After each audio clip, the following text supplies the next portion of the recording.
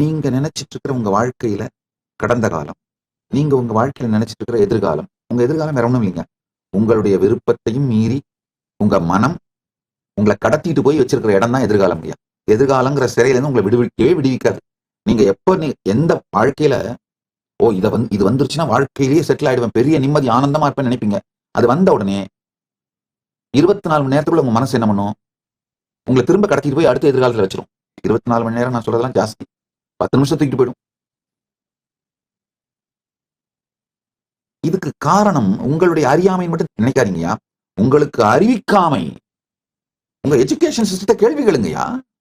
அதாவது கொஸ்டின் பண்ணாம நீங்க ஏத்துக்கிட்ட அசம்ஷன்ஸ், உங்க மேல திணிக்கப்பட்ட அசம்ஷன்ஸ் உங்களை சிதைத்து சின்னாபின்னமாக்கி விட்டது. அந்த அசம்ஷன்ஸ் தான் உங்க வாழ்க்கையில நீங்க படுற எல்லா பிரச்சனைகளுக்கும் காரணம்.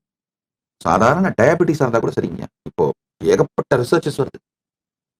குளோபல் மீடியா சொல்லுது, colonisation is responsible for the diabetes in South Asian Nations. நீங்க கேப்பீங்க, என்ன என்ன சாமி சொல்றீங்க? டயபெட்டிஸுக்கும் நம்ம கிறிஸ்தவ கொடுங்கோலர்கள் ஆட்சிக்கும் எப்படி சாமி சம்பந்தம்? நல்லா புரிஞ்சுக்கோங்க.